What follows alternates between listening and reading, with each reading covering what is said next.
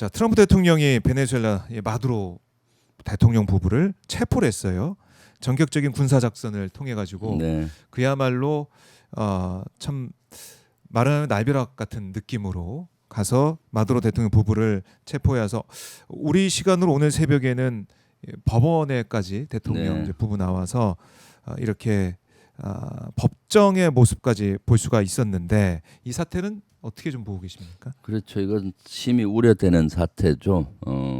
주권 국가를 무력으로 이렇게 침공을 해서 대통령을 납치하고서 한다.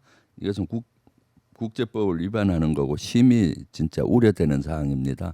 저는 2025년까지는 지금 미국에서 보는 무역 전쟁을 했잖아요. 네. 경제 전쟁 이런 것들이 했는데 2026년 올해 들면서 무력 어떤 전쟁의 시대가 도래했다라고 보여요. 대단히 우려되는 지점입니다. 일촉즉발 전쟁 위기 시대로 가고 있다라고 보여져서 대단히 우려가 되죠. 그래서 이렇게 되면은 러시아 같은 경우는 우크라이나에 침공했던 것에 또 대의 명분을 갖게 되는 그런 일이 만들어 준 꼴이 되지 않습니까? 예. 중국도 또 대만 문제에서 대만은 우리 땅이니까 어떻게 해도 된다 이런 착각을 하게 할 수도 있잖아요. 그런 생각을 하게 할 수도 있고 그렇네요. 그러기 때문에 이것은 대단히 지금 국제사회가 위기로 가고 있다. 그래서 이재명 대통령 사실은 베네수엘라 사태와 관련해서는 일단 제일 중요한 것은 우리 교민의 안전이고요. 네. 그래서 그 교민의 안전을 위해서 지금 우리 정부에서 노력을 하고 있고 또 이러한 사태가 국제적으로 이제 무력 전쟁의 시대가 도래하고 있기 때문에 예. 지금 이재명 대통령께서 추진하고 있는 자주국방이 더 중요하다. 그리고 한반도에도 동북아에도 영향을 미치잖아요. 그래서 북한이나 이런 데서 이런 일이 일어나서는 전쟁으로 갈 수가 있을 거 아니에요.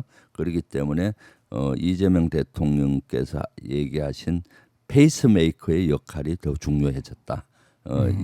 그 트럼프 대통령을 설득을 해서 북한과의 관계에서는 대화로 평화의 물꼬를 만들 수 있게 설득시켜서 트럼프가 피스메이커를 하고 이재명 대통령은 페이스메이커를 해서 네. 한반도 문제를 풀어가야 된다. 그래서 지금 누구보다도 이재명 대통령께서 잘하고 계시죠. 국익 중심 실용 외교하고 자주 국방하고 있잖아요 이미. 그렇네요. 그리고 그게 지금도 중국 중국에서, 가셔서 순방하셔서 중국하고 관계에서 한반도의 평화, 또 우리 경제 문제, 문화 문제 이런 거를 풀고 있지 않습니까? 네. 그래서 아주 이런 위기에 이재명 대통령께서 아주 잘하고 계신다라고 생각이 듭니다. 네. 그러니까 국제사회 위기 말씀하셨지만은 중국에서도 이걸 보면서 뭐 규탄을 하고 있지만은 대만 문제 네, 아니 서방구를 강조하고 있는 트럼프 대통령을 봤을 때 중국도 네. 아니 이 중국 우리 지역에서 네. 내 또 영향력을 보여줄 거야 이렇게 나올 수도 있고 그렇죠. 러시아도 우크라이나 전쟁이 아직까지 이어지고 있는데 네, 여기서 끌고 가면서 네. 젤렌스키 대통령을 정말 또 납치해오면 어떡하나 이런 네. 생각 물론 네. 초반에 하려고 했지만 실패했습니다만 네. 미국을 보면서 똑같이 따라할 가능성이 있다. 아 그렇죠. 이게 걱정이 되네요. 그럴 확률이 많죠. 어. 왜냐하면은 지금은 다 세계가 연결되어 있잖아요. 그렇기 때문에 저기서 일어나는 현상을 또 모방해서 네. 대의 명분을 그렇게 가질 수가 있는 거죠. 네, 그래서 그런 것들이 저는 대단히 우려되는 지점이고, 그래서 우리는 꾸준히 이재명 정부가 자주 국방할 수 있게 네. 또 우리가 한반도 평화를 만들 수 있게 국익 중심 실용 외교로 가는 이 방향이 아주 잘 선정하셨고 또 여기에 김병주가 뒷받침하겠다. 네. 우리 민주당이 뒷받침하겠다라는 말씀을 드리고 싶습니다. 네. 그래요. 지금 뭐 이 재판에 나온 법정에 나온 이 마두로 네, 대통령 같은 경우는 난 납치당했다 이렇게 얘기를 하면서 귀하가 마두로 씨 맞나요 물어봤더니 나는 납치된 베네수엘라 대통령입니다. 이렇게 얘기를 하는 네. 모습 이게 좀 인상적이기도 한데 이런 가운데 뭐 이제 마두로 대통령을 체포하는 과정에서 뭐 델타 포스가 네, 가서 들어가서 침실에서 그 부부를 끌어내왔다 네. 뭐 이렇게도 보도가 되고 있기도 한데 미국의 이런 뭐 정보전 이어서 이런 첩보전 포함한 군사작전 이런 능력 이런 것들도 많이 또 평가가 받고 있는 평가가 내려지고 있는 그런 상황이더라고요. 그렇죠. 어떻게 보셨습니까? 네. 이것은 두 가지 관점에 봐야 돼요. 음. 군사적으로 완성도는 대단히 높다. 네. 그렇지만은 군사적 완성도가 높다고 해서 정당성이 확보되느냐 하는 건 별개의 문제예요. 네. 그래서 군사적으로는 아주 완전성이 대단히 높죠. 왜냐하면은 델타 포수 피해는 한 명도 없고 그쪽에는 아주 신속히 대공망을 제압하고 헬기를 투입을 해서 딱 그 핵심만 해서 체포해서 나오잖아요. 그런 군사 작전은 아주 완성도가 높은데 과연 그것이 군사 작전이 정치적인 성공으로 이어질 것이냐는 대단히 의문인 거죠. 정당성 면에서 부족하기 때문에. 네. 예. 정당성이 네, 예. 확보되지 않은 그런 군사작전. 네. 뭐 이제 사망자가 없다라고 네. 트럼프 대통령은 자랑하듯이 얘기를 했지만은 네. 국제사회에서 볼 때 그게 뭐 이렇게 얘기할 그렇죠. 수밖에 없는 거죠. 사실은 손자병법에서도 네. 제일 중요한 것이 대의 명분입니다. 대의 명분이 맞지 않으면은 일시적인 성공을 하더라도 나중엔 실패로 갈 수가 있어요. 네. 왜냐하면 국민이 호응을 안 해주고 국제사회가 호응을 해주지 않기 때문이죠.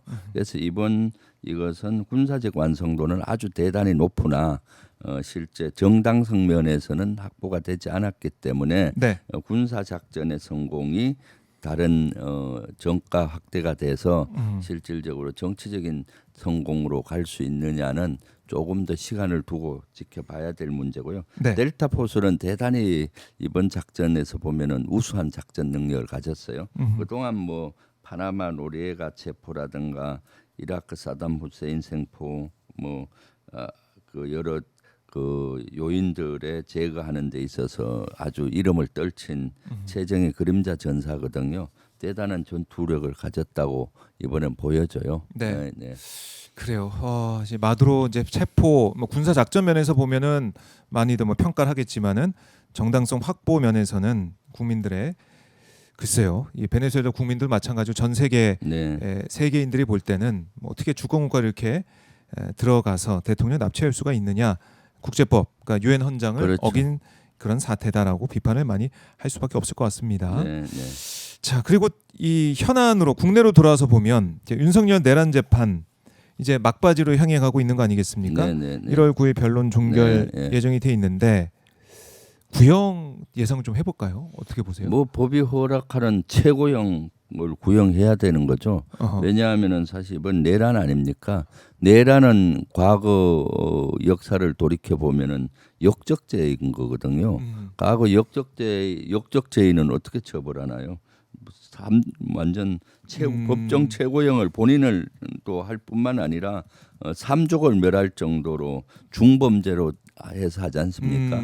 늘 거기 내란죄는 특별수사단이 편성되고 특별재판, 특판이 늘 했어요. 네. 예전엔 특판 같은 거 보면은 영의정의하기도 하고 우리로 얘기하면 국무총리나 왕이 친국을 직접 하기도 하잖아요. 네. 그럴 정도로 엄한 거죠. 이번 건은 명백히 역적죄와 같은 내란 우두머리에 대한 거기 때문에 네.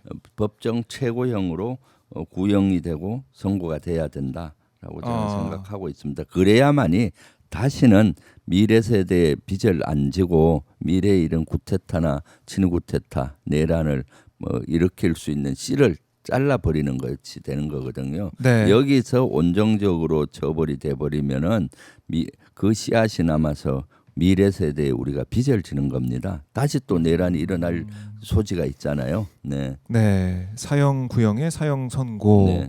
이렇게 강조를 하셨는데 사실 이번에 뭐 여러 가지 재판 과정에서 뭐 통당 얘기까지 나올 정도로 국민들이 보았을 때 네, 그렇죠. 말도 안 되는 네. 이유를 들면서 이 내란 행위를 정당화하려는 그런 움직임 이거 재판부가 어떻게 캐치해내고 판단할 것인가 지켜봐야 될 것 같고 이번에 이제 국방부 원래 청사였던 네. 용산 대통령실 거기 보니까 집무실에 사우나를 만들어 놓고 침실을 만들어 놔서 야 이게 네. 진짜 이렇게 만들어 놨구나. 네. 초호화식으로 이렇게 만들어 놓고 거기서 그러니까 자신은 즐겼구나 이런 네, 생각 네. 분노하게 됩니다. 참 어떻게 그 보셨어요? 국민들 그 보면서 그 근무할 생각은 아니고 할 생각은 안 하고 네. 대통령의 권력 권한을 향유하고 즐기려고 하는 거 아니에요?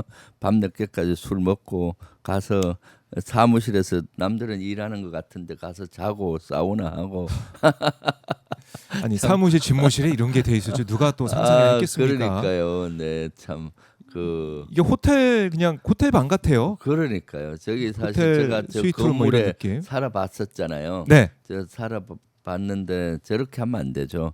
통상 이제 그 간이 침대 정도 낼 수 있는 침실은 만들어놔요. 왜냐하면 밤에도 비상이 걸리면 들어가서 일하다 잠시 쉬는 간이 침대 정도는 네. 할 수 있지만 저렇게 호텔식으로 한다는 것은 실제 저것은 국방부 건물을 뺏어서 들어갈 때 리모델링 한 거 아니에요. 그렇죠. 그때 이미 대통령 당선되면서 이제부터 내가 대통령이야 권력을 향유해야 돼 하면서 만든 거 아니에요.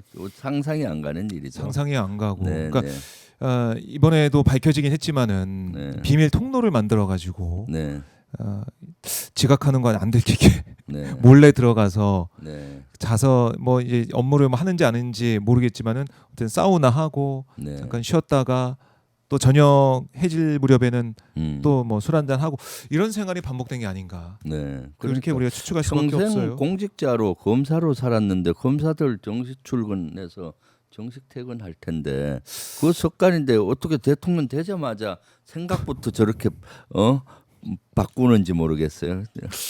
글쎄요.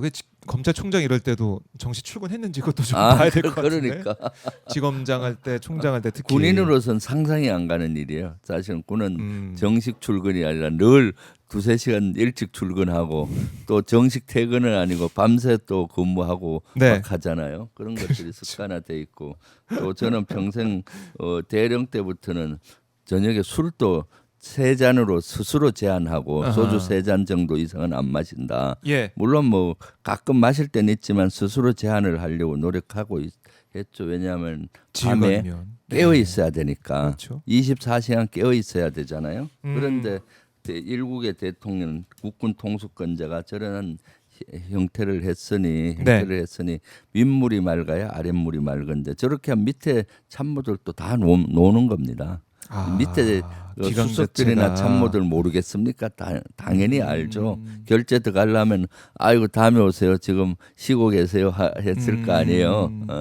참. 제대로 이 국정 자체가 네. 운영되거나 돌아가지 않았을 거다. 네, 네, 이런 그렇죠. 생각할 수 있네요. 네, 네. 아까 조금 전에 김병옥 정무비서관 인터뷰도 했지만은 음, 지금 대통령실 청와대는 정말 열심히 일을 하고 있거든요. 그야말로 네. 몸을 이제 갈아서 네. 일을 하고 있는데 너무 이제 비교가 되는 사안이다. 지금은 예. 이재명 대통령 되시고 가장 큰 변화가 공무원 사회가 너무 일을 열심히 한다는 거예요. 왜냐하면 업무 보고 보세요. 업무 보고 공개로 하니까 또 열심히 공부를 해야 되는 거고 업무 파악해야 되는 거고 또 어떤 질문 나올지 모르니까 그렇죠. 얼마나 업무 파악을 열심히 하고 하겠습니까? 생방송이 되는 상황. 그리고 이재명 대통령 본인이 뭐 밤낮 없이 일을 하시니까 늘 긴장돼서 하거든요.